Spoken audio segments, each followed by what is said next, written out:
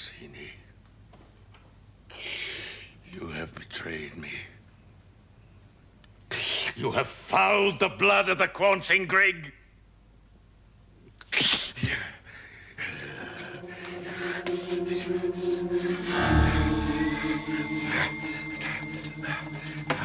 Capercaillies in brandy sauce. What? With a stuffing of black pudding made of live pig's blood, herbs, and pepper. And the breasts of the birds should be slit and studded with truffles. You know the cuisine of this planet. Of course I do. I have eaten pressed duck at the Tour d'Argent. They are fed only on corn, fruit pulp, and molasses. They're exquisite, Shokai. Why am I thinking of food? Yeah. Because you are now an Andragum. Can you lead me to one of these eating places to sample the local dishes? Of course I can, but you will need proper clothes. A collar, a necktie at least. I know where there are clothes.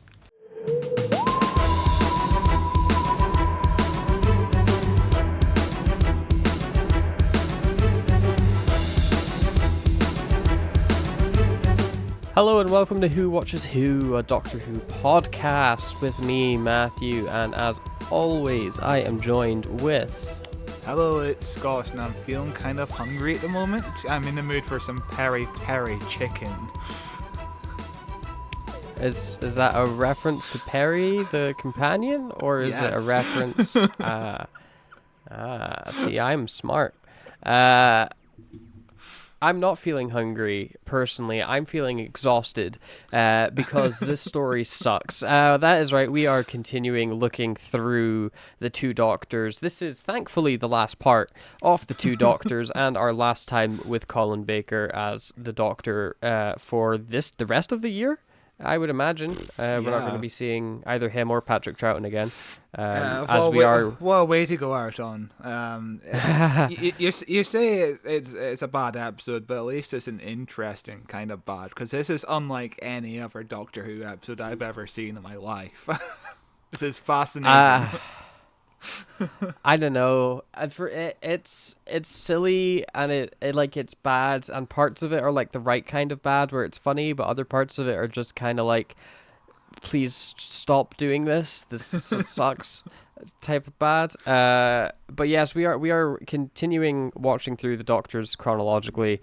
We are at Colin Baker. This is part 3 of the Two Doctors. If you haven't listened to the previous 2 parts, please go back and listen to them. They were, the first. They're the last 2 videos before this one. It's not that hard to figure out. But it's hard to say, though, apparently. It is. As I said, I'm very exhausted from this episode. But as we, or should I say before we jump into breaking down this final episode, Scott, why don't you take us into a bit of a writer's corner that you've got? Yeah, well, this time it's a director's corner. I haven't mentioned this director before. It's Peter Moffat. He was born in 1922. He joined the RAF in World War II. His plane was shot down and captured, and he spent 3.5 years in Stalag Luft 3, which was made famous by The Great Escape. And during this time, he staged over 100 plays. So this is where he got into, managing, directing and stuff, which a depressing place to do it, but at least I guess he was entertained. It keeps your mind occupied, doesn't it? Yeah. Well, what a depressing start to his career, essentially. Interestingly, one of his other prisoners at the time was Peter Butterworth, who played the monk in The Time Meddler, which we kicked off the year on, so that's an interesting connection right there. So when he got home, he became an actor and met his future wife, Joan Kemp Welch.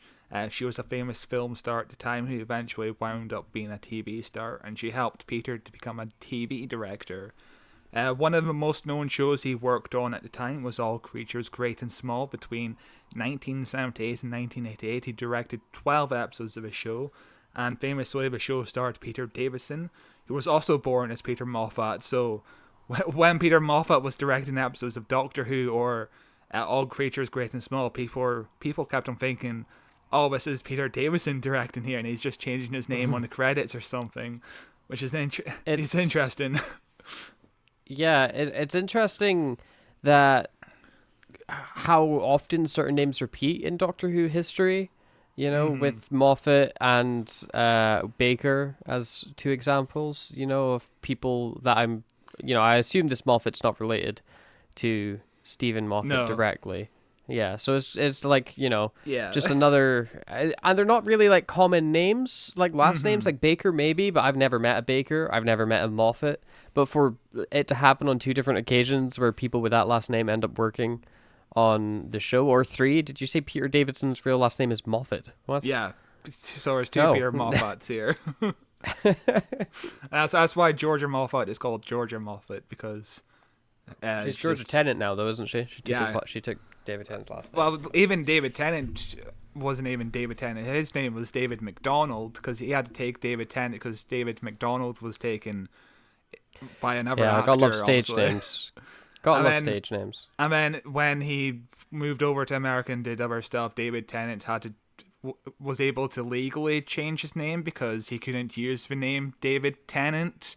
So he thought, if I change my name to be legally David Tennant, I can be credited in this movie as David Tennant. It's wild. Yeah, that is Jesus. And I think it's Peter Moffat, the director, was the reason why Peter Davidson had to change his stage name, because obviously Peter Moffat was already taken. It's weird how I'm not sure if it's still a rule that you can't have two actors with the same name. I guess it is. Well, can you think of two actors that have the same name? Not off the top of my head, no. Can you? No, yeah. Nope, not at all. So it must still be a thing, because I can't think of a single occasion where two actors have the same name. Like... And so while Peter Moffat, the director, not the actor, was doing All Creatures Great and Small, he met John Nathan Turner, which I guess is why Peter Davison got cast as Doctor Who, because obviously we must have worked together on All Creatures Great. It's amazing how every show is connected. You know, we talk a lot about Blake Seven and the Avengers and shit like that. All Creatures is on to our list now as well. That's the issue with British TV, isn't it? You know, especially back then, there was like 3 channels, so there was like 6 TV shows, and like everybody just worked on them. So while Peter Moffat was directing All Creatures Great and Small, he met John Nathan Turner. He was a production manager, and he asked Peter if he'd ever direct a show of his, if he would ever direct a show of his, if he was to become a producer at some point. And Peter said, yeah. Cut to 1980, and John Nathan Turner was the new producer of Doctor Who. And according to Peter Moffat, the very first thing he did was track Peter and his wife down to South Africa, where they were doing a theatre production, and he asked him if he could do some Doctor Who, which is wild to think about. I wonder how much truth is in that. Like, you track him down all the way to South Africa to ask if he'd do Doctor Who. It's one of those things that he's probably made it sound more sensational than it was. It was probably just a matter of him phoning somebody and then that person being like, "Oh, he's in South Africa. Here's his phone number." True. Also, he could have just went on Facebook and just messaged him. Yeah, I don't exactly. know why he it's went that through easy. just look at his Snapchat maps, see where he was, and then like. Oh God, I always found the Snapchat maps to be creepy, to be honest.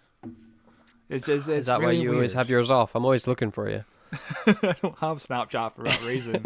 I mean, I know I can turn it off, but I don't like Snapchat. It's disgusting.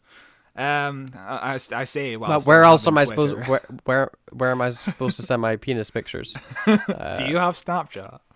Yeah, Snapchat is like one of my like go-to talk to people apps. Like, interesting, because I feel like Snapchat's like less popular now. I hardly ever hear people use it or see people use it. Snapchat is really popular in the UK, mainly out of most. Like, it's not popular in the States almost at all, or like most of Europe. But I was talking to a friend of a friend who's from like mainland Europe and stuff like that, and they were over visiting, and we were like, "What's like a big difference that you've noticed being here, and she's like, everybody here uses Snapchat a lot more than and anywhere else. You talk about it so much more. Also, my webcam has frozen, so hang on, sick. let me try to fix this. I don't know why it's frozen. What's going on? It still seems to be recording. As I switch back, stuff. are we back? I'm back. I'm back being alive. Cool. Don't know what happened there. Let's not worry about it. But yeah, Snapchat.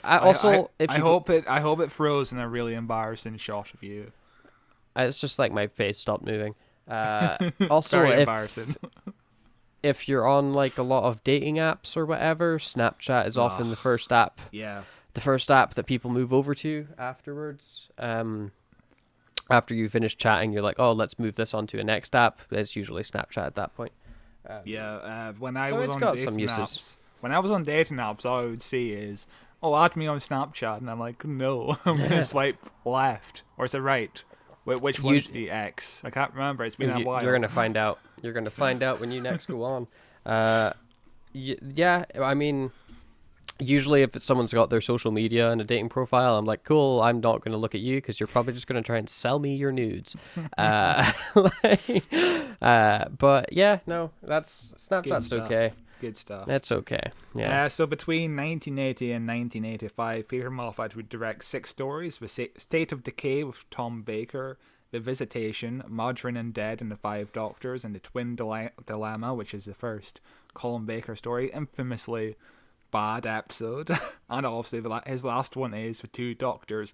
He was never really asked to do another one because once this season wrapped up, obviously the show went on hiatus, and they tried to go in a new direction of the show, and that was to hire new directors for the show, so he wasn't really asked back sadly. Apparently he did retire in 1987 after 32 years directing for TV, which is an incredibly long time. He died in 2007, aged 85, which is a rare occurrence for this show. Cause, yeah, he didn't die in his 50s. Like, yeah, when we talk about people, it's usually, oh yeah, they had a heart attack at age 40. Jesus Christ.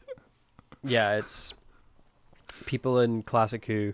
I mean, I assume it's largely due to just diet and healthcare back in the time that Classic Who was around, and the TV industry. You know, there's lots of drugs and smoking and, you know, all sorts of debauchery going on. But yeah, there's been a recurring theme recently of people dying between like 40 and 60, and it's nice to see someone actually get to live a life. So one final thing about this episode is this episode got 6.9 million views. Very nice, which is up from last week's episode, which got 6 million views. And I think there's 2 reasons why more people tuned into this final part. One of it was because between last episode and this episode, the show did effectively get cancelled, and people wanted to tune in to find out, to really just watch it for one of the last times they could watch it, presumably. And also because last episode got a lot of complaints for being too violent, which always drives up viewers. So that's 2 reasons why I think this episode got higher ratings than last week. Yeah, it's... Can you imagine, like, having it halfway through a story and then it goes on hiatus? Yeah. And you don't get a conclusion to that story for so long, and there's no like reruns, or you can't record it, and like, so by the time it comes back on, you've just completely forgotten like what's going on and what it's about. And then also, like, the show's off the air for how long did you say? Like 6 months to like 18 months between 18 months, so even more. Yeah, so that's you know, like a year and a bit.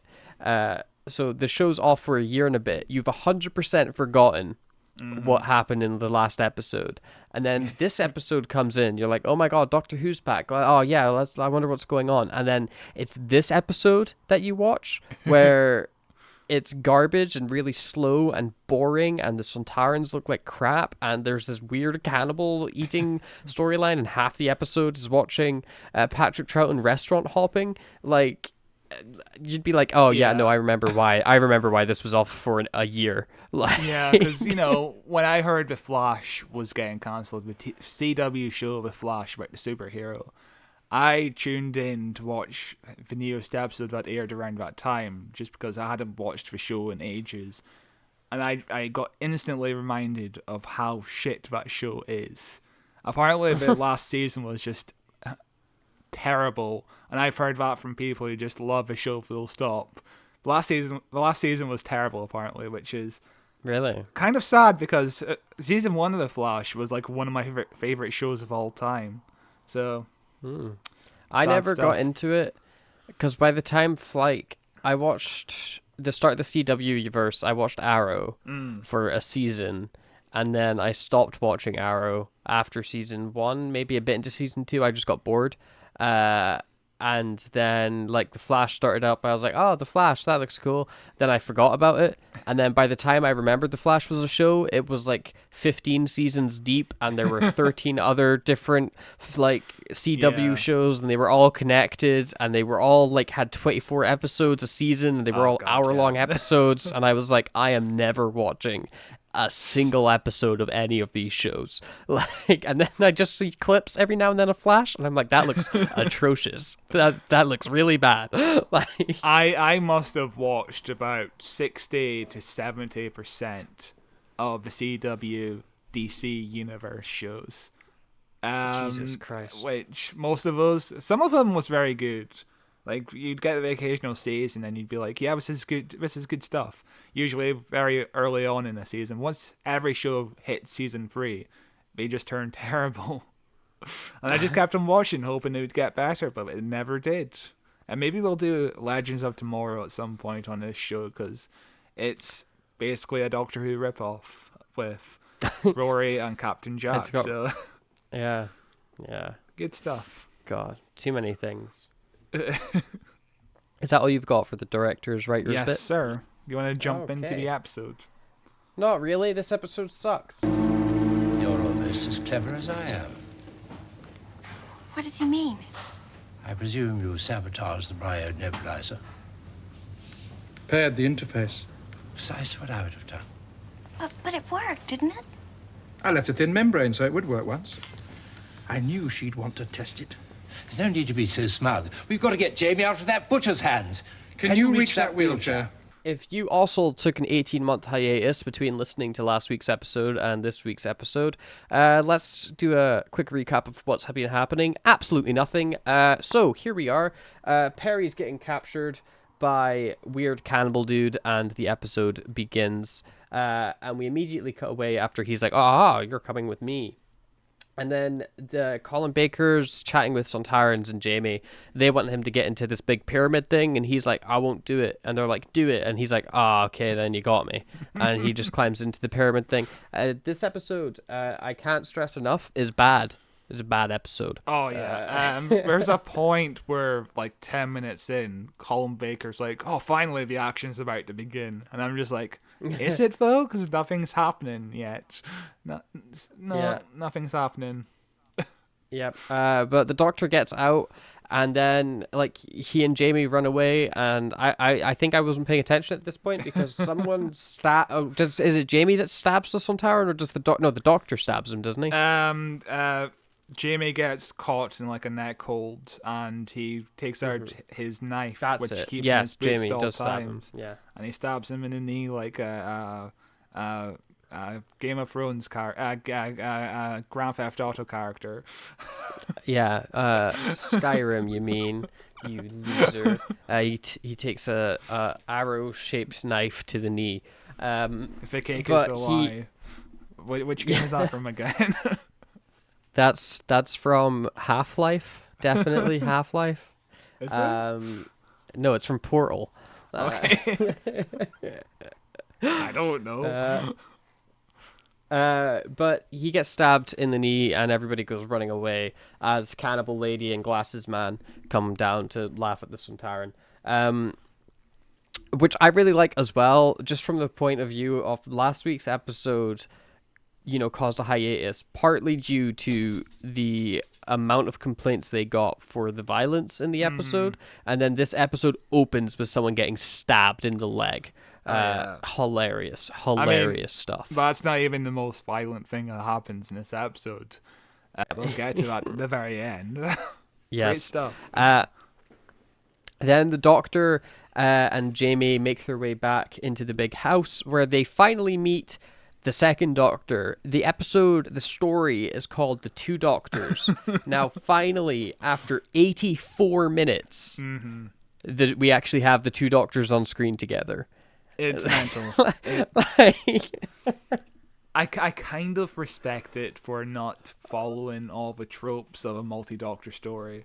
And this episode goes even more against the tropes by essentially separating them Patrick, immediately. Yeah, essentially having Patrick Troughton play a different character entirely for like half the episode.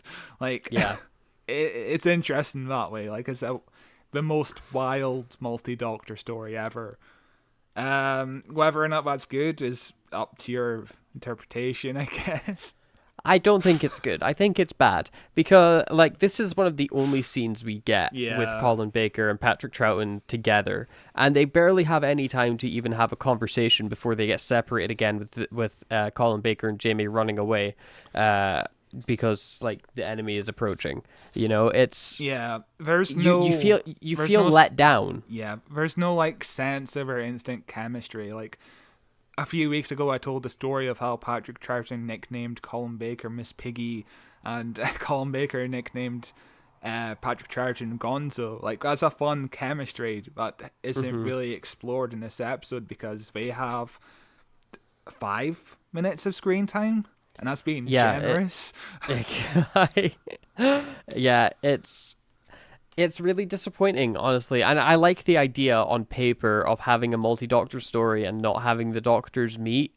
But in practice, when you're watching it, you're just like, are they gonna meet? I'd like them to be friends, please. Can we have some fun? Can they make this fun? Although I also think that that's partly due to just the stuff that both of them are doing separately is not interesting. And if they're together, there's the chance that something interesting might happen. I mean, Patrick Troughton has just been tied up ever since halfway through episode 1.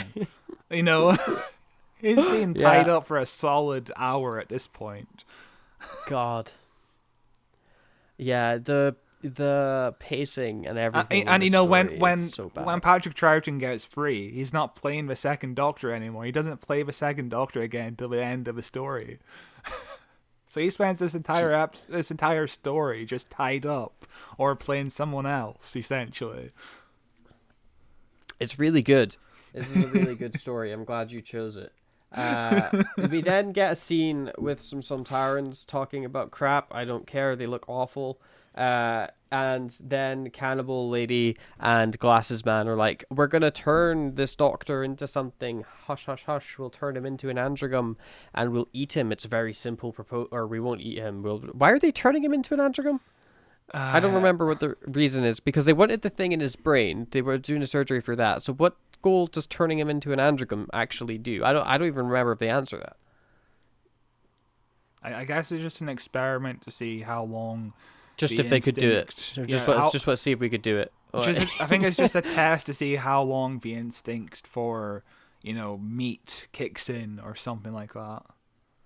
I don't know. I feel like they lost the plot with it. Like, they lost the reason why they wanted the Doctor in the first place. I feel like it should be, we're trying to put the Time Lord DNA into the androgum to have him use the power of time travel or some shit. And, the androgum wakes up, Shockeye wakes up and reverses the polarity or something like that. But no. They definitely lost the plot. There's too many subplots in this story. Like, what are the Sontarans doing? We're just... they do nothing. The Sontarans straight up don't do anything. There's a point where the Sontarans kind of turn to each other and are like, we don't need allies, but they've been working with the androgum and whatever his name is, the sunglass man. I forget. Dastari. Look at that. I'm reminding for you of a character's name. What world is this? Well, they've been working for them for no reason. I don't get a sense of why they're working with them. I don't know why they're in a story. I feel like we don't need to be in a story. It's just a lot of questions in this episode. But don't worry, none of them will get answered. We get a scene with Cannibal Guy about to eat Perry. The knife is about to cut into her, but he gets interrupted by Head Cannibal Lady, who's like, "Stop doing that, come with me, haha." This is one of many times in this episode, or at least in this story, I don't remember if this episode specifically, where this cannibal guy is about to kill somebody, and then he gets interrupted last minute. It's, I guess, a joke, but it's like it's not a good one. We then continue with some very, very ugly Sontarans talking about nothing. I think they're talking about how they're going to betray everybody anyway and just kill everybody. Yeah, I think so, but I was too busy staring at the dude's ballsack chin, to be honest yeah, with you. yeah. And also the weird framing of one of them being at the top of a step and the other being at the, like, the bottom They of needed the to look. stairs. They just needed to look even taller. We needed them to be even taller.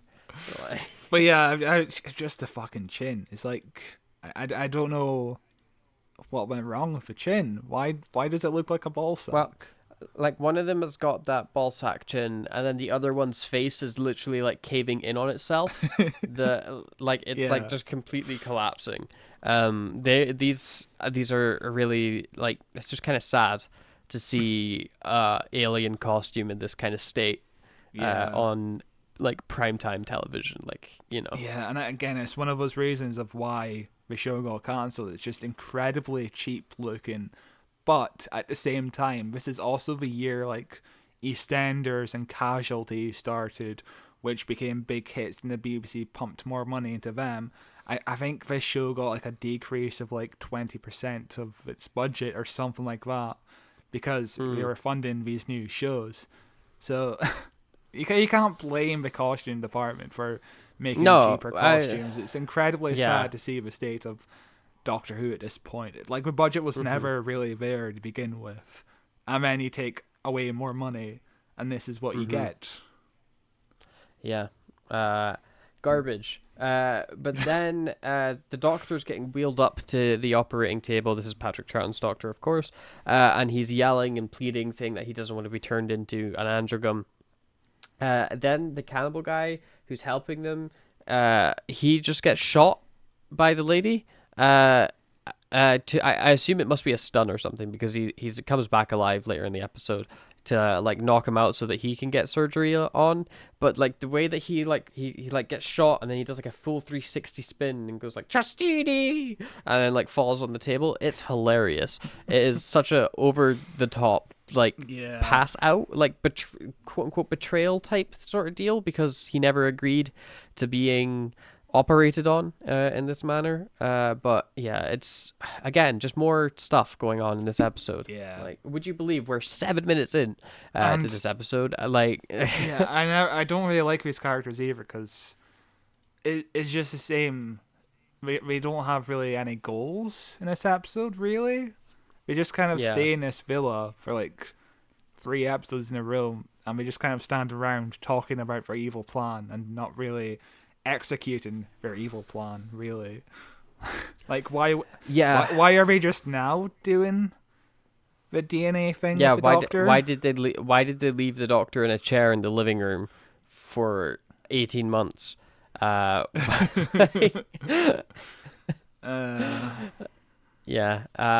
But meanwhile, Colin Baker meets Perry, or he wakes Perry up and saves her, and they go running out the room as we cut back to the operating table, and voila, the surgery is basically done at this point.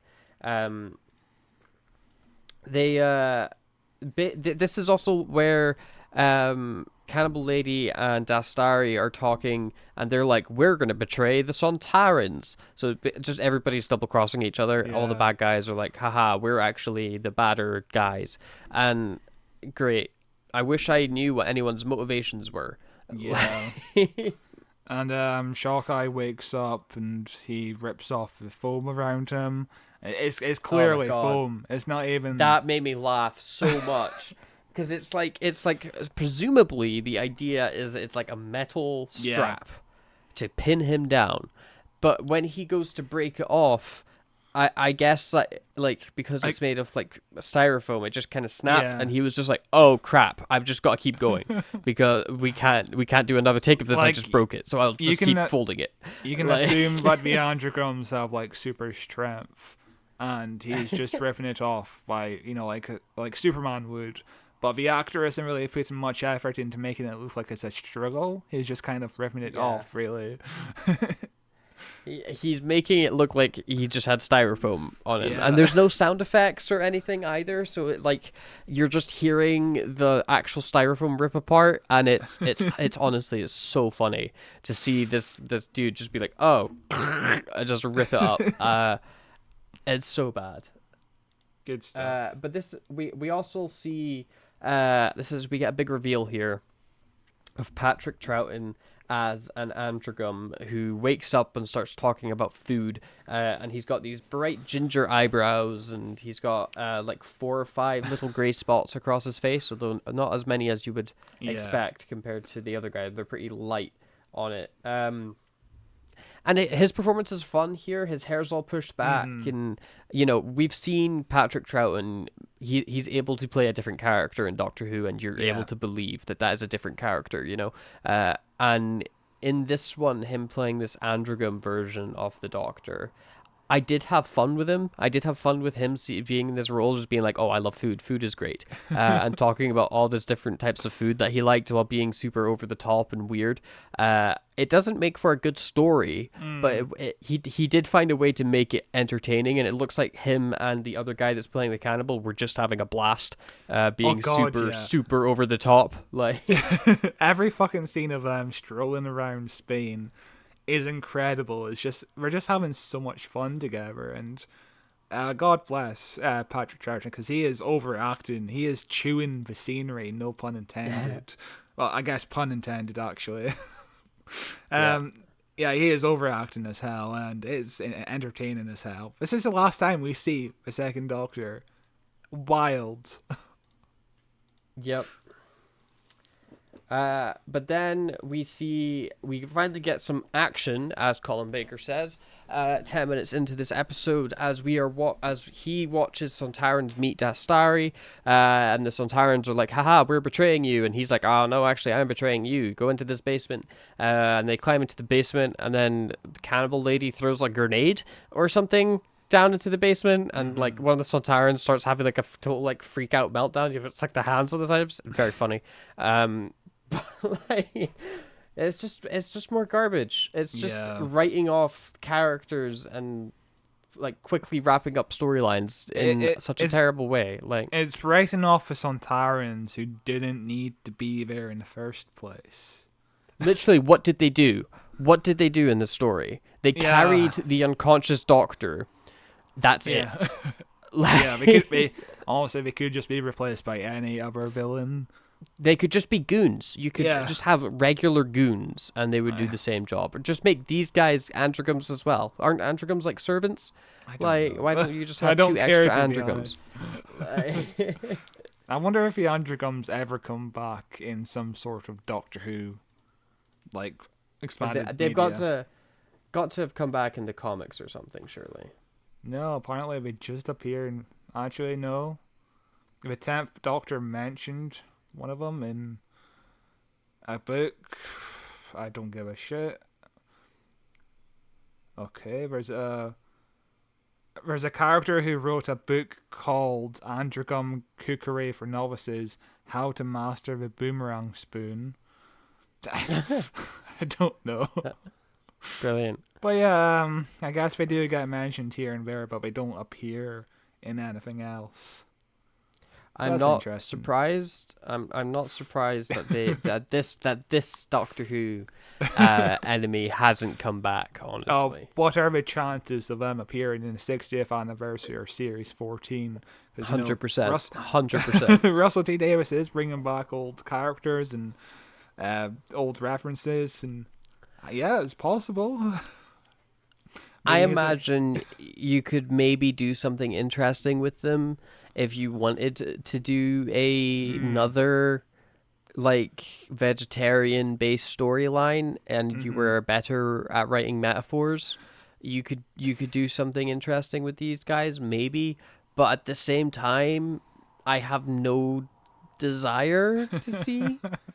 Like, I think the best thing you could do with an Androgum is to have a Mos Eisley style scene. Yeah. And you just have one of them in the background, like eating like a lamb, or just eating a whole lamb, just in the background of a shot. I like, as like a little cameo Easter egg thing. That is the most I expect from Androgums moving forward. Stick one of them at the end of Time Part 2, where Captain Jack is in a bar and with all the other aliens. Yeah, exactly. Yeah. Just stick one in there. Like, that's what I would expect if we ever saw an Androgum again for the thing Androgum to be. is, Robert Holmes can write good metaphors and shit like that, because we enjoyed the hell out of The Caves of Androzani just last month.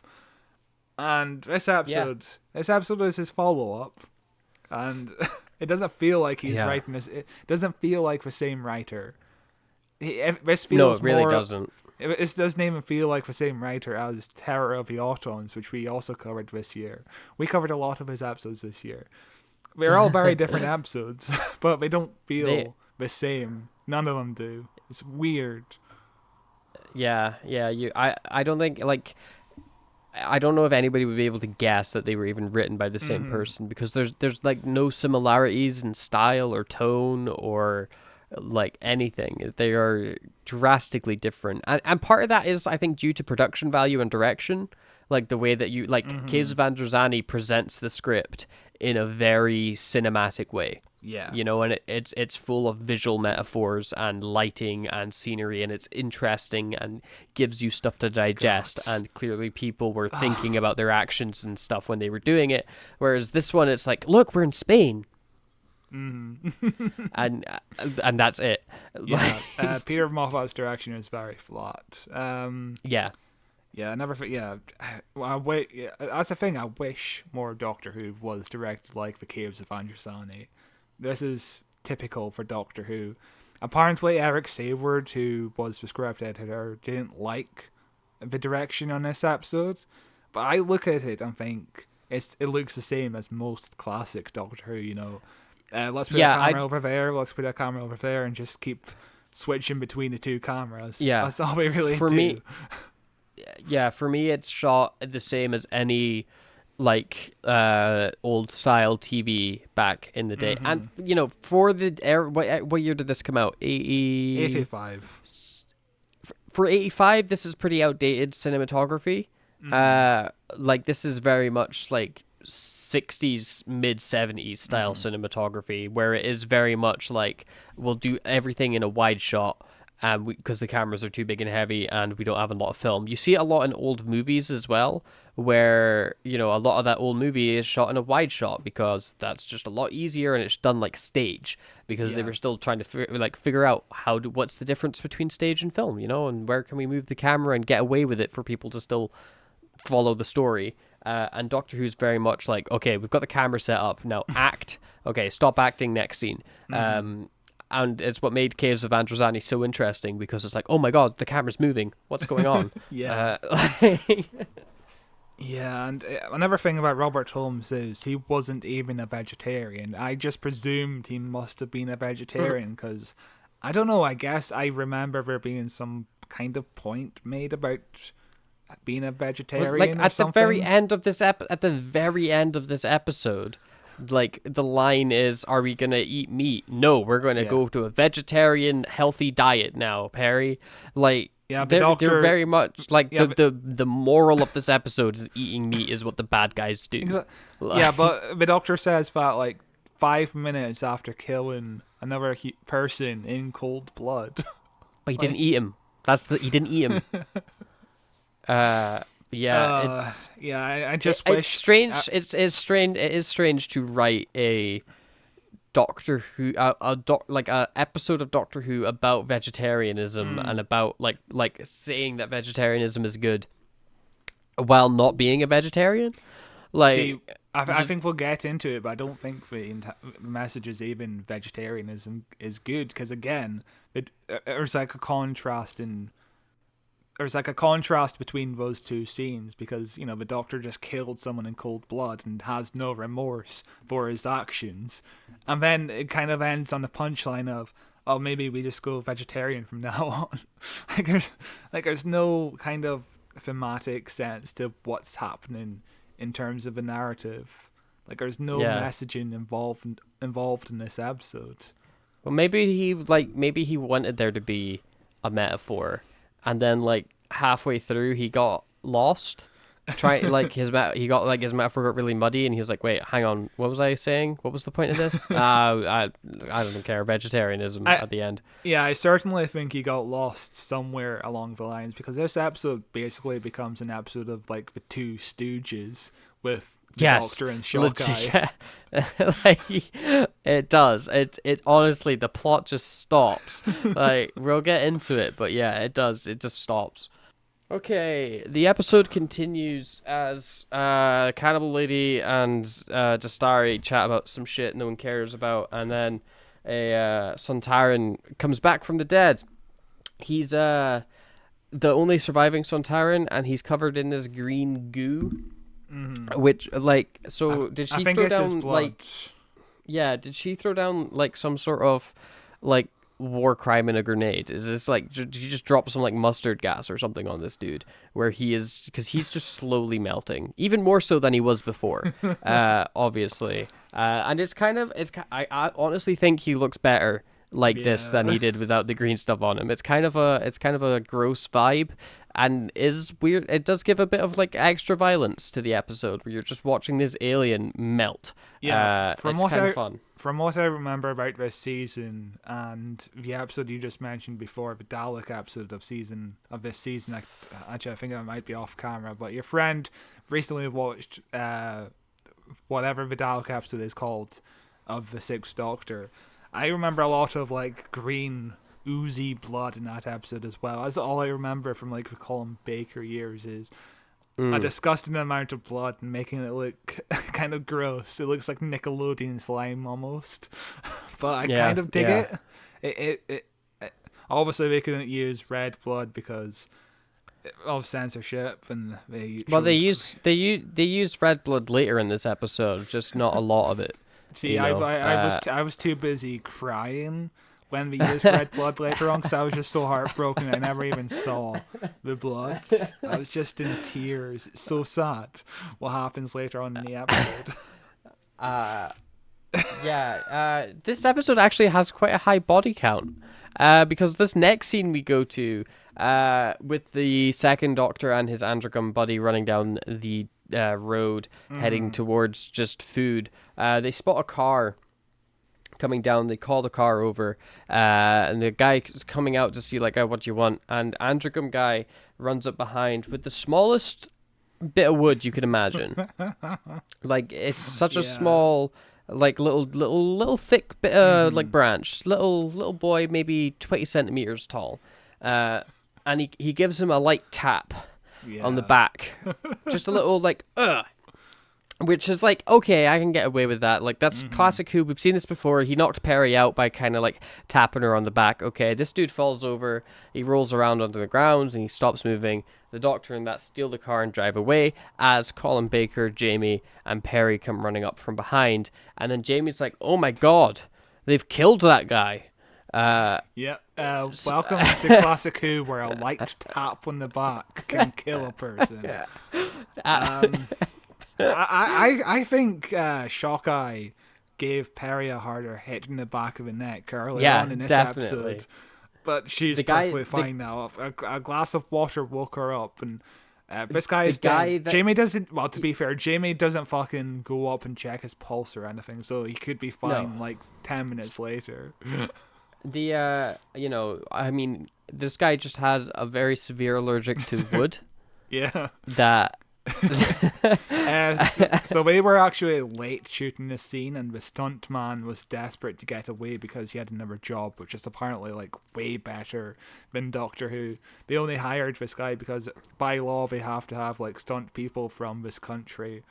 So the crew spoke no Spanish and he spoke no English. For some reason, the translator wasn't on set that day, so I presume there was a lot lost in translation, and the stunt was supposed to be bigger, but they had to rush it, and I imagine, again, just lost in translation. How do you not have your translator on set this day? It's really weird. This is 118 degree heat, by the way. So the crew and the cast are just getting cranky because, it's so fucking hot. And Colin Baker at one point starts whispering something to Peter Moffat, and Peter Moffat snaps at him and tells him to shut up. And John Nathan Turner shouts at Moffat and tells him to never talk to his star like that. And he swears he would never do a Doctor Who abroad again, which, to be fair, he never did an episode abroad again. I imagine, A, because the budget gets decreased after a season, and B, again, it's just a fucking nightmare. Like, fucking losing all the wigs and all the costumes, and just incredible heat. Like, this episode could have been filmed anywhere, to be honest. So, it's a nightmare. 117 degrees Fahrenheit is like 47 degrees Celsius, for people wondering, which is just mental. Like, I would die. I think I would just straight up just be like, as this is game over for me. And, considering that Patrick Troughton's given an incredible performance for a 65-year-old man in this heat, Like, for some of these scenes, he had to have, like, a stunt double when he's running around and stuff. But for most of these scenes, it's Patrick Troughton in this weather conditions and just nearly dying because of the heat.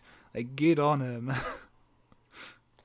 We then get into this little Spanish village, and this is where the episode decides to slam as hard as it physically can on the brakes. And we're cutting around quite a bit here, but Colin Baker and Perry and that they're all looking for Patrick Troughton, walking around, and we see them in some nice shots, some kind of bland shots of just them walking around the little town that they're in, or city, or whatever it is.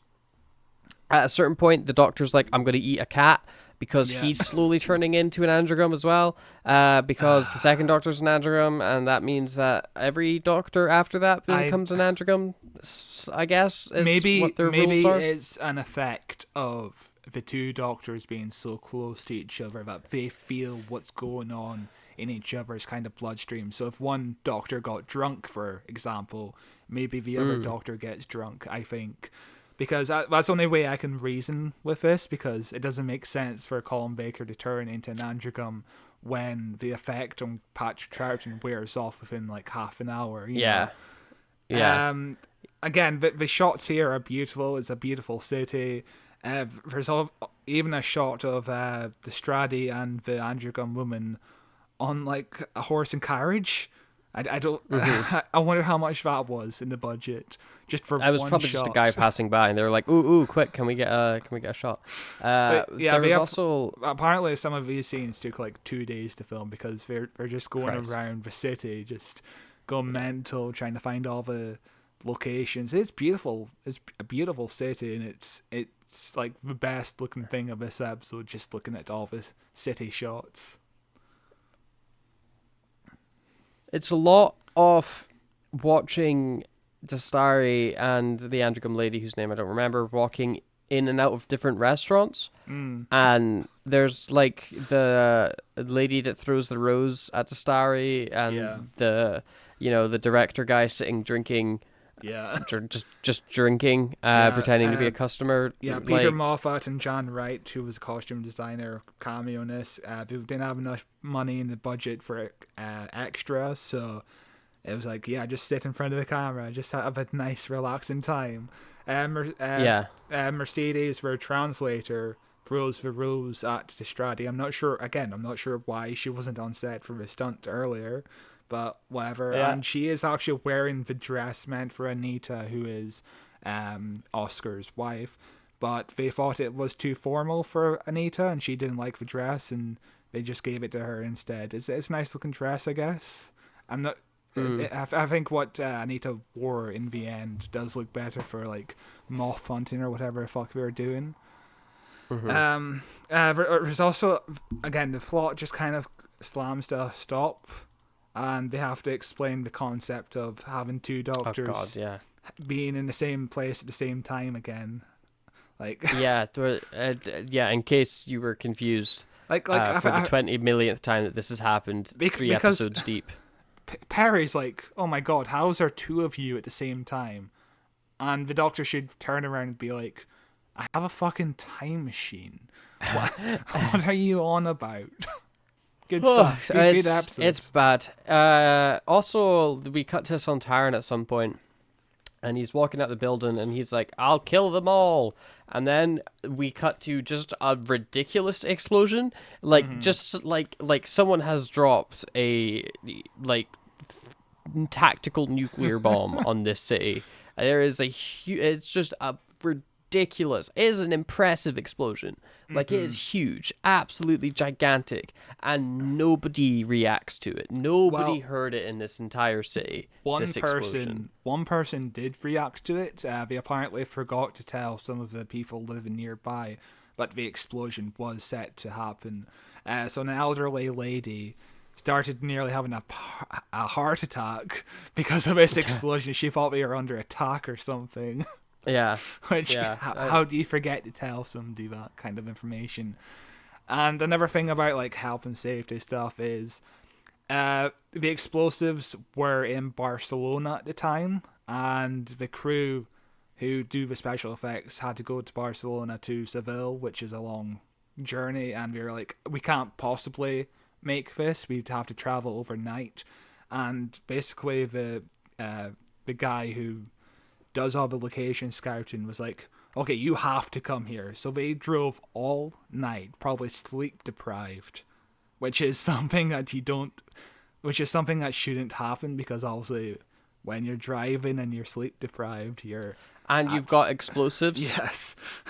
Like, it's kind of, I presume there's new laws introduced that we can't do this now. We'd have to delay the shoot for this scene. Yeah. But yeah, it's incredible. Well, I mean, they wouldn't use explosives now. They would just CGI it, like. But yeah, just the working conditions, like, and also just the heat as well. Like, we're close to heat stroke, and they have to make this journey overnight, and it's incredibly sad. Oh my God, I can't stop going. And we also, during the scene where Colin Baker is hungry for some pussy, apparently some noisy American tourists made filming difficult this scene. At one point, the American tourists saw their film, and they asked if they were from Hollywood, and Colin Baker replied, "No, we're better than that. We're British." And also, apparently, somebody stole Troughton's handkerchief. So bastard. So somebody had to make a replica in like 5 minutes or something. We then, this was the weirdest part for me, is after this huge explosion that we see, we then do like a hard cut to a fancy restaurant where it's all really quiet and everyone's being fancy. And I was like, what? Like, this is... where is the location of this building in relation to everything else? Like, I don't understand where it goes. But this scene also sucks, where we have Patrick Troughton and Cannibal Guy coming to a restaurant where Oscar from the last episode that likes to collect dead moths, is the manager of, and they come in and they start ordering food, and there's some comedy back and forth about like eating humans and whatnot. It's fine. I think it's like, yeah, there's a point where Shockeye is like, "God, do you serve humans here?" And Oscar's like, "Yeah, well, we mostly serve humans." And it's supposed to be hilarious. It feels almost like Sweeney Todd kind of humor. This feels like it's directly from some sort of sitcom. It's really weird. Yeah. And again, it's just grinding the plot to a halt. There's no plot happening apart from Patrick Troughton and Shockeye are hungry, and that's all that's going on here. It's garbage. I really wish it played out like the restaurant scene from Monty Python, you know, and once they eat all this food and everything, they just start vomiting non-stop, constant. Like it's like it's a classic Monty Python bit. That Because the endless implication vomit. here is that they have lobster and like a million other they things. have everything. They run up their bill into the tens of thousands. Yeah, it's like 81,000 whatever the currency is at this time. Yeah. Which is just an insane amount of food. And like I don't think there's an issue with anyone's performance really in Yeah. this scene. I think everybody's fine. It's just like this is the middle part of this episode and it takes up so long of just watching these three men discuss paying a bill for food we didn't watch them eat. And it's so boring.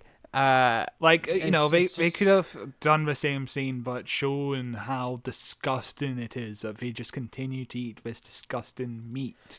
You know, I could have been Yeah, like but that's what I'm saying. Make it like Monty Python. They're just Yeah. like vomiting everywhere. There's food and gross buckets full of stuff. I'd instead- fucking rather watch the scene in Venom where Tom Hardy is fucking swimming around with a lobster. Do you remember that scene? Great movie. Yeah, Not at all. it's a bad movie. But yeah, basically the scene plays out. Oscar's like, pay your bill. Cannibal goes, here you go. Here's some alien money. Oscar goes, can't accept alien money. I need human money. And Cannibal goes, oh, okay, here's a knife. And he stabs him with the knife in the like upper abdomen. A very little small pinhole, which causes he stabs her right in front of his wife, and she screams. He's like, "Oh my god, I've been stabbed!" As they make quick haste out of the building, as the doctor and everybody come dashing in, just missing the two Androgums, and then we get a terrible scene. Oh, but before that, during this entire scene, I'm just watching the background extras. Some of them run out of the building, but some of them just sit back down. They kind of keep staring at the camera, and they just keep kind of they could look kind of shocked. But some of the extras in the background, you can see waiters reading the menu, giving the soup of the day. Yeah, Like they're a just man- talking like they're just a man has been murdered. He has been stabbed. He gives an entire speech from I assume it's Hamlet or something because Yeah. he makes mention of Hamlet before. So he gives this entire Shakespearean speech at his death as he's dying in his wife's arms after being stabbed through the chest in his own restaurant. And somebody's like, "Ooh, what's your soup of the day? Is it?" Like it's so bad. It's garbage. It's ridiculous, absolutely ridiculous. And we've got like 15 minutes left of the episode, and nothing has happened this episode. Like nothing straight up nothing. remotely Straight up related no- to the straight- plot of the story. Straight up, nothing has happened. Absolutely nothing has happened. And while this has been going on, Patrick Troughton has been asleep. He ate himself into a coma, basically. And we then like fade transition as if he's regenerating from Androgum version of him into human version of him. And Bob's your uncle. They're sorted. Yeah. He's no longer an Androgum. It just kind of wore off. It's So a pretty decent transition. I'm looking for anything positive in this scene, and it's a decent transition. Is all I can come up with. It's okay. It doesn't line up great, and his hair moves. It's like it's far from flawless. But it's, I guess it's better than the entire scene I just watched. Yeah, that whole subplot takes 10 minutes of the episode. So long. That's half of a regular episode of Classic Who in this restaurant. Yeah. Like, It's really. No, I'm honestly just kind of stunned at how bad the scene was. Like, I don't understand it at all. yeah, Good it's stuff. really bad.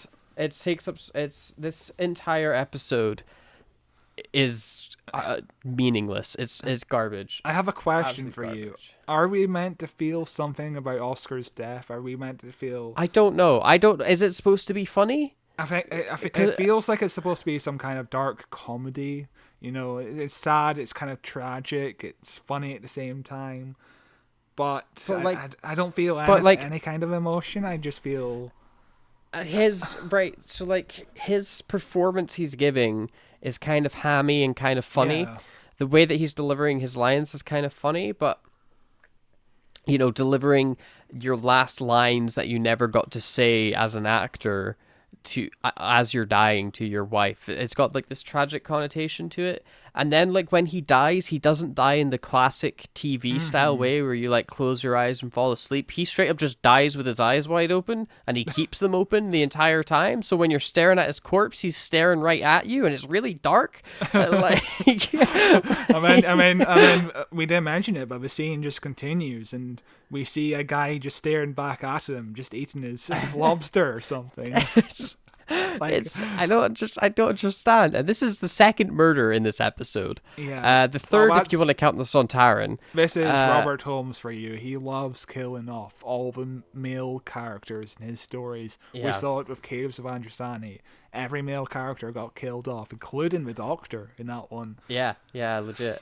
So he just likes murder. But it's okay if you want to kill him, but there's no consequences for the death, and there's no reaction to it. Like, they just leave the body there. Like, they just leave this dude to die in his restaurant, and they leave the restaurant. They're like, somebody else will deal with this. The guy that gets his car stolen and has his heart explodes when he touches wood disease. They just leave him on the side of the road. They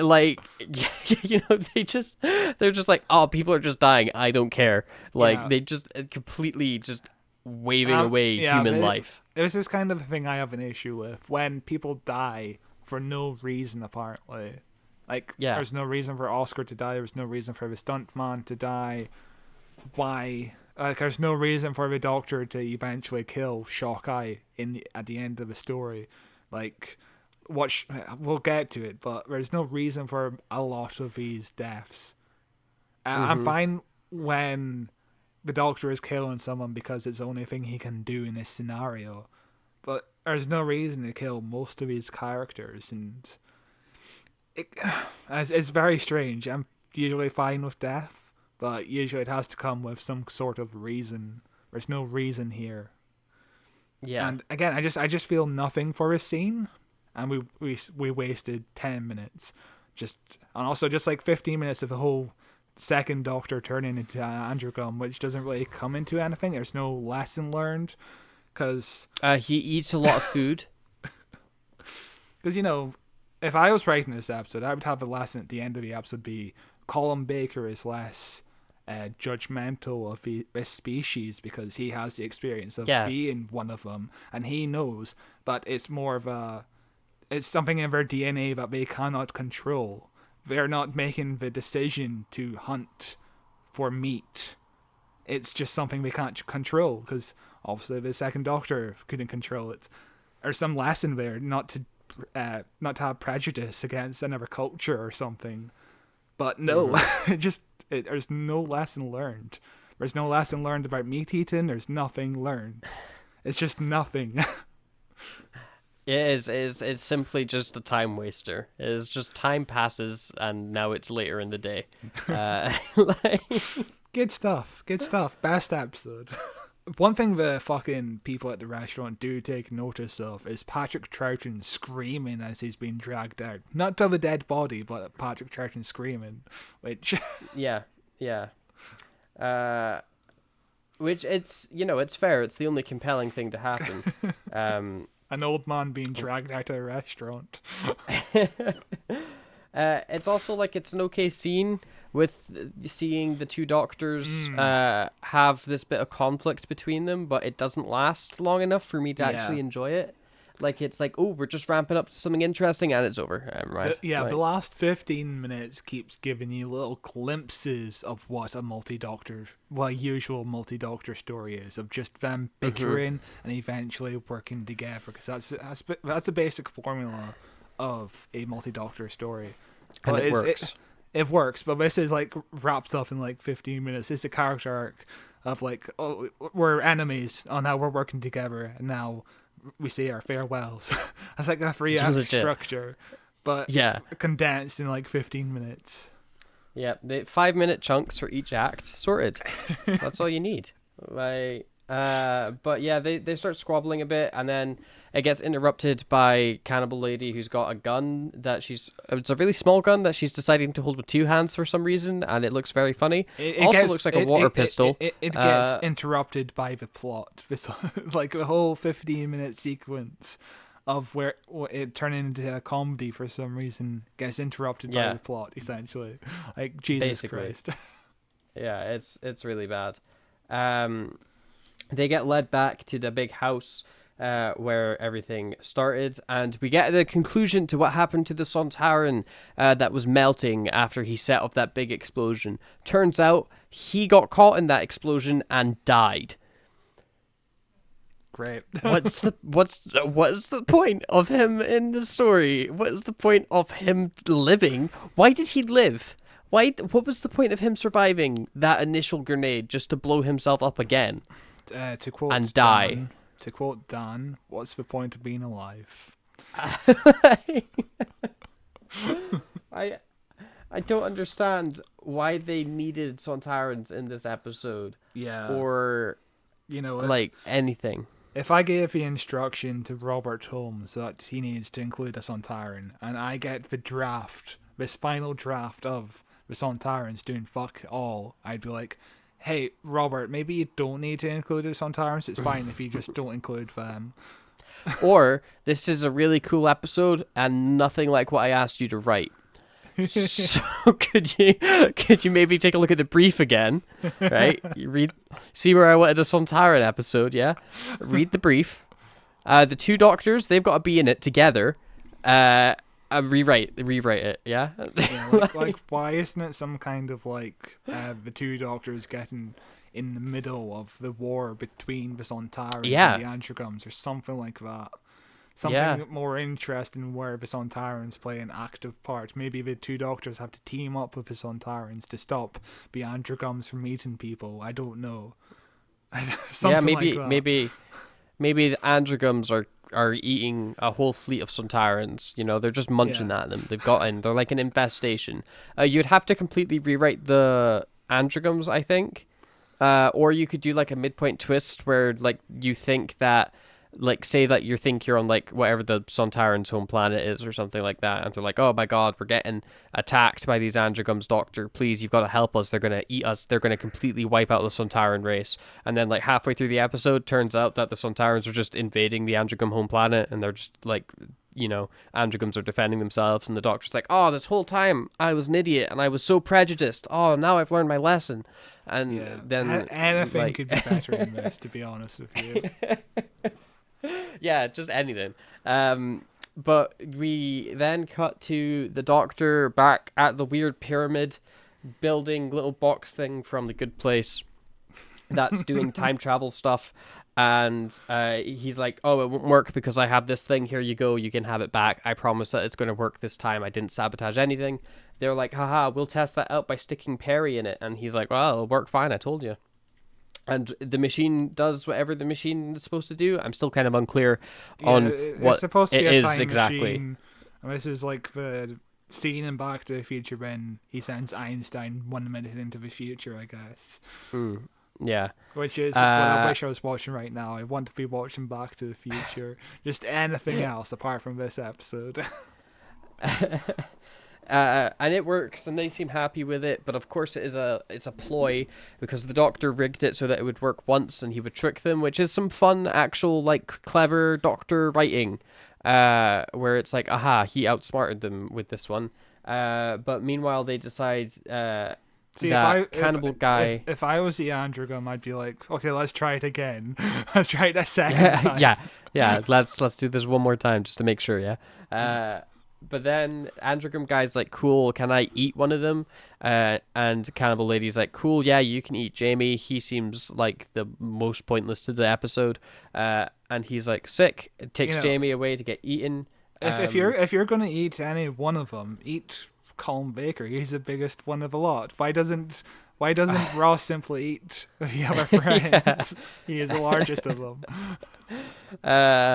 But then we get an actual scene that I like with Colin Baker and Patrick Troughton like tied up against this wall, and they go like, Patrick Troughton's like complimenting Colin Baker for his plan, and they start coming up with the same plan at the same time to the point where they even start talking at the same time, and it's like, oh, you guys actually, like, I get it, you guys are the same person, this feels great. I wish I had more of this. It's because Destrini, whatever his name is, leaves the handcuff key on the table for them to escape, because he has a change of heart at the very last minute. Apparently, we'll get into it before we get into the scene, but apparently the guy playing the role was like, I need a bit more meat of why he suddenly changes his plan. So one of these scenes later on explaining his change of heart was written at the last minute. I think it's the scene in the kitchen or the scene later on. I'm not sure which scene was rewritten at the last minute. But there's a point where, Destrini is like, to kill a Time Lord would ruin all of our plans. It'd be pointless, or doesn't need to be any more deaths here today, or something like that. Which, I agree with him, but unfortunately, Colin Baker doesn't listen to him. Yeah, it's garbage. But they get the key off at some point using a wheelchair and stuff, but we cut to Cannibal Guy tenderizing Jamie, and this is where the like commentary metaphor comes back in, because Cannibal Guy's like, oh, it's okay, it looks like he's in pain, but that's just his like nervous reflexes. He's not feeling anything. Primitive creatures like this don't have a deep understanding of pain like what us advanced people do, which is like I see what you're doing there. It's very on the nose, but it's very much the idea of like fish don't feel pain, so it's okay to eat them type deal. And we're like 10 minutes away from this episode end, and it's been 2 hours, the whole story as a whole. Yeah, and we're now getting this scene of like it feels like proper commentary about what's happening, rather than, because at points in episodes 1 and 2 it felt like you were just being hit over the head of, like when that scene where Colin Baker is fishing, for example, that felt like they were just hitting us over the head with a message, kind of. Even though there was no conclusion to like the whole, capturing animals part of the thing. Like, again, just a lot of these subplots have no conclusion to anything. It's very strange. It feels like an episode that's trying to have something to say, but it doesn't know what it's trying to say. Like, Robert Holmes is setting up all the dominoes, We have Oscar, who traps moths using cyanide and keeps them as trophies. We have the Sontarans, who are war-bent species. We have the Doctor, who kills later on and catches fish in episode 1. We have the Androgums, who keep hunting people. And there's no sense of a thematic tie. There's no tying these messages together. There's no learning anything. Whereas, like, there should be a scene where the Doctor's like, oh shit, what the Androgum is doing right now is what I was doing in episode 1, just hunting fish to eat them. And there's no, like, we get a punchline at the end of the episode where Colin Baker's like, maybe a strict vegetarian diet from now on. But that's a punchline. There's no learning of anything. And again, he says that line 5 minutes after killing the Androgum in cold blood and delivering like 2 punchlines. I don't understand. Robert Holmes is setting up all the dominoes, but he doesn't tip any of them over to knock the rest down. But he's setting up dominoes, but he's not setting them up like you would set up dominoes lined up. He's just placing them around his room. And but they leave. Everybody, like, he calls them away to be like, stop this, we need to go do something else. And Colin Baker and that come running in to save Jamie, and then the Androgum guy comes back and he's like, haha, I caught you. and he stabs the Doctor with a knife, which is his like go-to move. Is just knife stab, which is fair. It works. And Carl Baker comes stumbling out the house, bleeding, and he leaves a trail of blood. And it leads to a pretty decent scene where Lady Cannibal sees the blood, and she can no longer resist. Like, she gives in to her base temptations, and she drops to the floor, and she starts, like, rubbing her hands in the blood and, like, licking her hand clean and stuff like that. And it's kind of gross, and it's kind of like, oh, okay, I get. Yeah. I don't know what the point is, but she's still got her animalistic stuff. Yeah. She's not this highly evolved creature. She is about to smear the Doctor's blood on her face before the camera cuts. And apparently this scene was supposed to be longer, but obviously it got cut because it's too dark for a kid's show. Broadcasting at 6 o'clock at night. But apparently she chose to add a bit more of the fighting against her animal instincts in this scene. It was just scripted that she just simply reverts back to her primal state rather than try to fight it off, which I do like. I like her performance in this scene. It's wordless, and you can see her trying to fight it off, and you can see Destrade in the background just disgusted at his experiment basically failed. Yeah.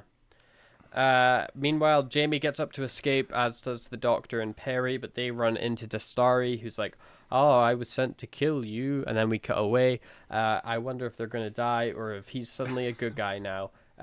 Meanwhile, there's a chase through some fields as the Doctor's getting hunted down by Cannibal Guy. And he just so happens to... Does he know where the cyanide was? Or does he just luck into finding wild cyanide that Oscar left at his ass?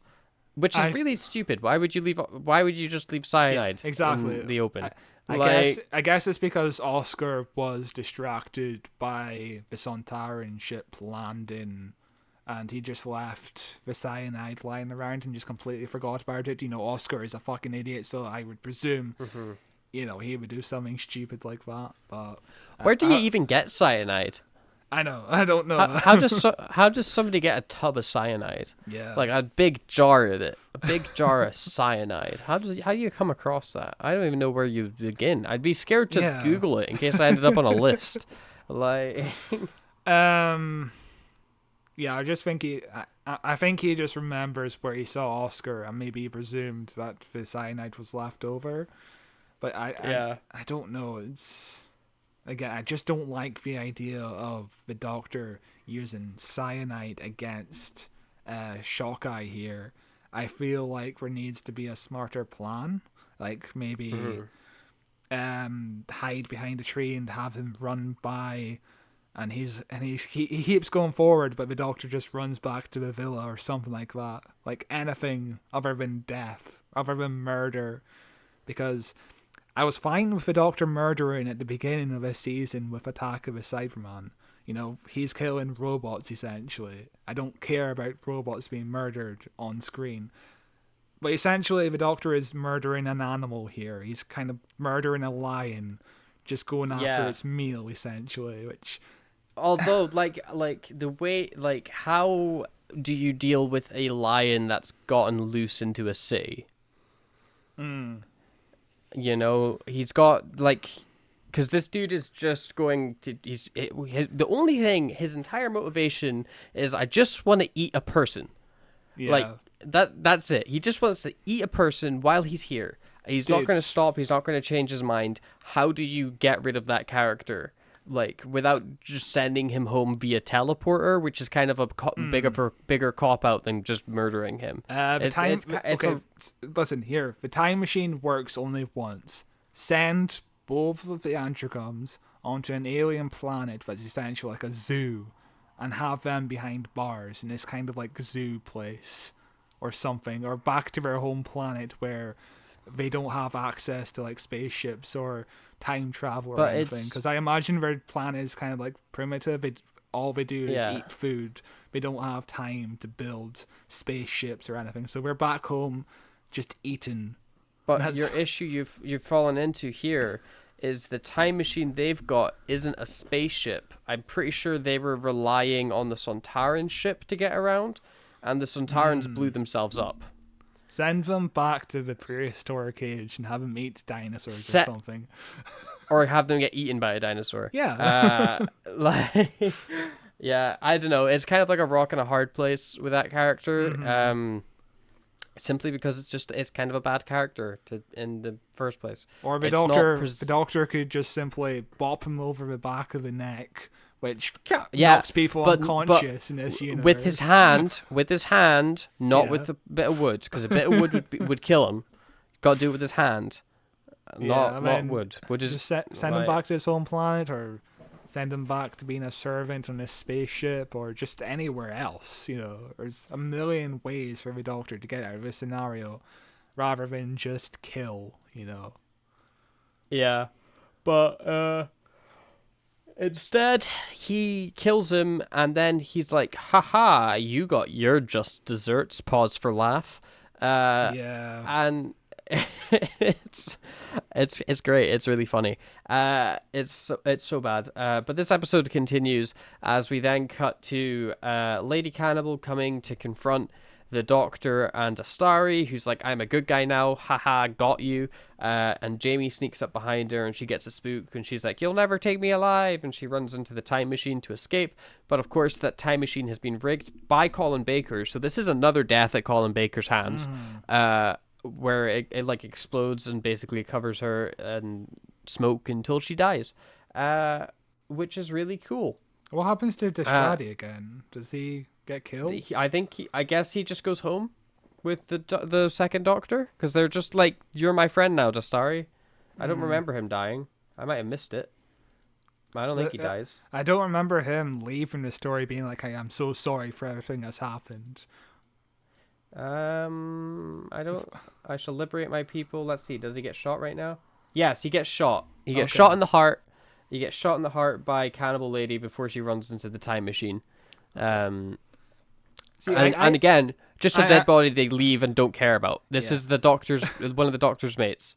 Which is a shame, because I am kind of interested in his story now, because I like the idea of him kind of genetically altering these people to try and stop them from being cannibals, essentially, which I think that's an interesting subplot that goes nowhere. Like, he's essentially doing something good for the world, kind of. I don't know. Yeah, there's a lot of ideas that go nowhere. It's like that Peter Davison Dalek story we did, where there's like a million subplots for no reason. Like, at some point, the Daleks capture the Doctor and his companions because they want to clone them so that they can assassinate the Time Lord President. Do you remember that subplot in the Dalek story? Yes. It was And mental. it goes nowhere. It comes from nowhere and goes nowhere. That's like this. A lot of subplot just come from nowhere and goes nowhere. Wild. Absolute garbage. But he dies, she dies, and then everybody says just goodbye. They're like, "Oh, I guess this problem solved itself. Everybody's dead. Excellent." The second Doctor has some sort of device which allows him to whistle for the TARDIS, which allows the TARDIS to kind of materialize in front of him, which I don't think ever comes back. It's an interesting thing to come into this story and never come back. Maybe he was given it, because this is season 6B. Maybe it was a device given to him by the Time Lords, so they could keep like control of his TARDIS, and he's got like limited access to it. Yeah, that's probably it. And also, I do like it does remind me of a Library 2-parter from season 4, as in the modern series 4. Yeah, where the Doctor snaps his finger at the end and the TARDIS door opens. He just suddenly learns that and never uses it again. Really, Matt Smith uses it. Matt a couple Smith of does times. It, but yeah. But yeah. Also, like, this is just everybody saying goodbye at this point. Yeah, and it's kind of fun. The second Doctor makes fun of Colin Baker's weight right before he says goodbye, which is weird. Like, I'd still like. Colin Baker's not like he is a larger gentleman now, but he's like a pretty healthy weight. Like, he's stocky, but he's just a big dude. Like, he is bigger than Peter Davison was or any of the other Doctors. He is the biggest main Doctor, but he isn't fat. He's overweight, maybe, but maybe, but I don't know. He wears it well. Like, it's just genetics, isn't it? Like. Yeah, I don't know. It's, I guess, kind of funny. But they leave, and then the Doctor and Oh, I'm sorry. Perry are leaving. Perry needs another explanation. Yes, of the TARDIS situation, but she's like, but the second Doctor took the TARDIS. How are we gonna get back home? And the Doctor's like, Yes. our TARDIS is fucking 5 minutes away. You dense idiot. What the fuck? Yeah. I don't understand how it. This story is like maybe 135 minutes long, and Perry still doesn't get the idea of two Doctors at the same place and two TARDISes at the same place. To give her some justification, the two Doctors are together for maybe 5 seconds. True. So she doesn't really get time to process what this is. For, like, as far as she's aware, this is just a Colin Baker story, and Patrick Troughton comes out of absolutely nowhere. So like I can understand her confusion to some degree, but it does get kind of ridiculous when still at the last 4 minutes of this episode, maybe even less than that, the last minute and a half, she's like, how's the TARDIS there? Where's our one? What's going on? It's definitely a way to explain it to the audience at home who may be lost, or maybe this is their first time watching Doctor Who, or this is their first episode of a story. But at the same time, if this was my first episode of Doctor Who, I don't think I'd be a fan. Yeah, neither would I. But give your audience a little bit of a benefit of the doubt. You don't need to explain everything that's going on, because you're just making your characters look stupid at this point. Like, Perry's done nothing this entire episode apart from being chased by a cannibal and ask stupid questions about there being a multi-Doctor story going on. I mean, obviously the last line of the episode is, maybe we should become vegetarians. And it's a big laugh, and everybody laughed and clapped, and sitcom credits rolled over as as the episode ends in a big freeze frame. Yeah, it's bad. It's a dumb ending where it's like, in case you missed the metaphor that we haphazardly used. The Doctor just joked about killing a guy 5 minutes ago, but all of a sudden he wants to become a vegetarian. I don't understand. Yeah. Also, like, if you have a time machine, I think it's the one time where you can justify eating meat, because you can just go back in time to when the animal was not dead, and after you consume it and it's still alive, because you're a man out of time. So you have there's no morals really. You can get away with anything. So I think like eating meat's kind of okay if you have a time machine. Also, this ending reminds me of the last ever Colin Baker episode. His companion at the time was Mel, who's coming back in a few years in Doctor Who, which is wild to think about, that she's coming back. But her arc of the show is that she wants the Doctor to go on a diet. And then at his last words on screen as the Doctor was carrot juice, carrot juice, carrot juice, because she's forcing carrot juice on him.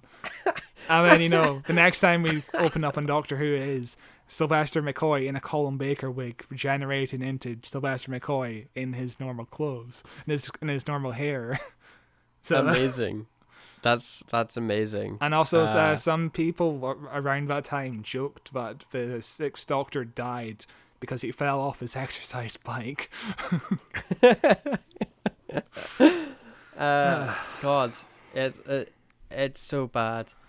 Do we know how the Sixth Doctor, what caused him to regenerate, or is that just one of life's mysteries? He got attacked by the Rani. He did eventually get like a final story with Big Finish. It was like a 4-part adventure. It was a big storyline that came out in like 2017, I want to say.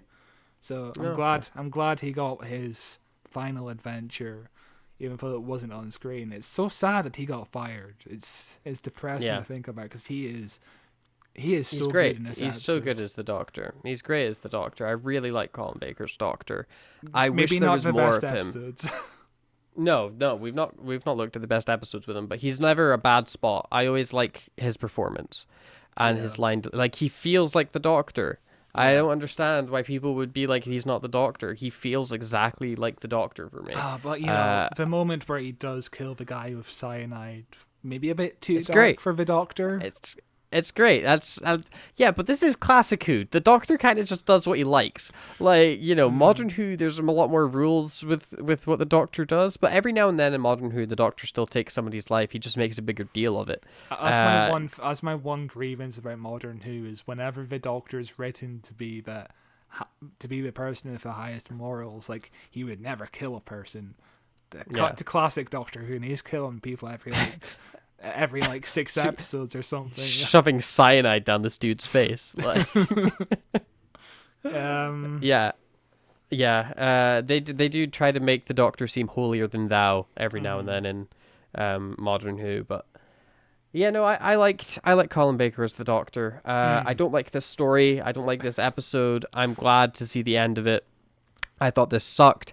My overall thoughts are big stinker. This was garbage. Absolute drivel. I understand why the show almost got cancelled and why we're on the last legs of Classic Who in this era, because it is deserved. It is atrocious. Nothing worked. The story doesn't work. The characters don't work. The metaphor doesn't work. It's just a bad time. The Sontarans are here and they do nothing and they're tall and weird.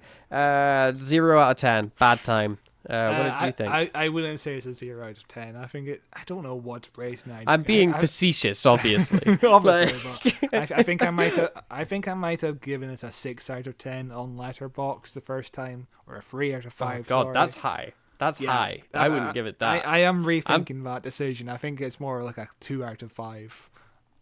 Oh, I was thinking maybe 1.5. Honestly. Yeah. I did not enjoy this story. What I do like are just, watching Patrick Troughton and Fraser Hines come back. They are so much fun back in their roles. Even though Jamie doesn't do anything in a story where people don't do anything, but, it is fun seeing them back. Colin Baker is just a blast. I'm lost for words, to be honest. This episode didn't really do it for me. I watched this as a kid, and all I remember is tall Sontarans and the weird scaffolding place we were at in episode 1. I think as a kid I was bored, and I don't think I liked this episode as a kid, to be honest with you. Not surprising, because as an adult I was bored, and not an episode you would want to watch unless you really want to watch Patrick Troughton's final ever episode as the Doctor. He is on top form, and it's good to see Patrick Troughton again. It's so sad he dies 2 years later, so yeah. Even though he didn't really play the Doctor in this episode, he spent most of the time either tied up or playing the Doctor, kind of mind controlled. But whatever, I guess you can't be too picky with your choices of Patrick Troughton because he has the most episodes missing. I'm looking forward to our 7th Doctor episode. That's going to be a fun one. Remembrance of the Daleks. That's coming out next month. It's a fantastic episode. I think we're going for a little bit of a break for I can't speak because it's just tiring. Chronological exploration. We're taking a break. Next week we're doing Father's Day. We're 5 days late for the real Father's Day, but it's close enough. It's an episode. Okay. Father's Day is an episode that I hold near and dear to my heart, so I'm looking forward to revisiting it. It's been a long time, so I'm looking forward to it. It's been a while since I watched it as well. This is an episode we were going to cover 2 years ago as well, and it just ended up getting pushed back, so I'm glad we're finally getting around to it. It's a good episode from what I remember, so I'll look forward to that next week, and you usually do the outro, so you continue it. Yeah, so next week we are covering Father's Day, as Scott said, the Christopher Eccleston classic. So that'll be a good time. In the meantime, you can find us on Facebook at Who Watches Who, on Twitter at Watches Doctor, but who knows how much longer that's going to be a thing. The podcast is available on YouTube at youtube.com/@whowatcheswho, where you can watch the podcast in video form and you see our faces. Look, I'm waving at the camera. Wowee, amazing. Our YouTube has been doing superbly recently. Superbly for us. We're a small little podcast, just a little grassroots thing, chugging along. Most of our episodes have been hitting over 50 views in like 24 hours, which is big for us because usually our episodes get like 5 at most. It's been a wild time. If you go back like 3 months ago, we were getting maybe 10 to 15 episodes after about a week. Or 10 to 15 episodes, 10 to 15 views after about a week. And now we're getting consistently 50 to 60 within a weekend, which is great. Our first episode broke 100 views recently. We are, at the time of recording, 1 subscriber away from hitting 30 on YouTube, which is, it's a small fry fish, but it's cool. It means a lot to us. It's very good. It's also available in audio form, our podcast, if you want to listen to it on your trip into work or just about your house or anything like that. A lot of links in the description. I just almost started waving again for the audio listeners. Just imagine me waving at you guys. Yeah.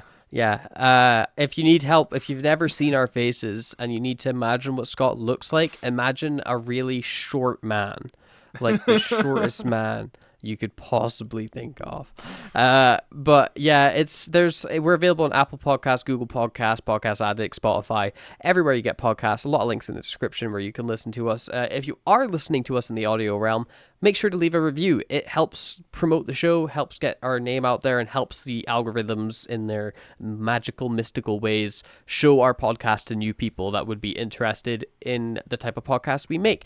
So if you leave a positive review, that goes a long way, and I could read it out at the end of the month if I find it, or if you let me know by sending us an email at whowatcheswhopod@gmail.com. I'll read that out at the end of the month in our monthly news podcast as well. I think that's everything I need to cover. I think so, yeah, thank you for listening. Again, next week is Father's Day, so that is what we're going to be looking at. I'm so glad that we are done with the 2 Doctors, and I'm never going to think about it again. This has been such an exhausting time. I am honestly dead. I'm like ready for bed right now. I'm so tired. When I selected this episode, it's been like 15 years since I've seen the episodes, and I thought it was gonna be fun. 2 Doctors together, what could go wrong? I liked bits of it, but we got the 2 Doctors, so fun times. Yep. But hey, Classic Who, it's weird. I know we're about to end and I just keep talking, but we're so close to the end of Classic Who now, which crazy. For this year, which is crazy. I can't believe we're about to start New Who. Mental time. Anyway, right. Bye-bye. Haha, goodbye. Bye.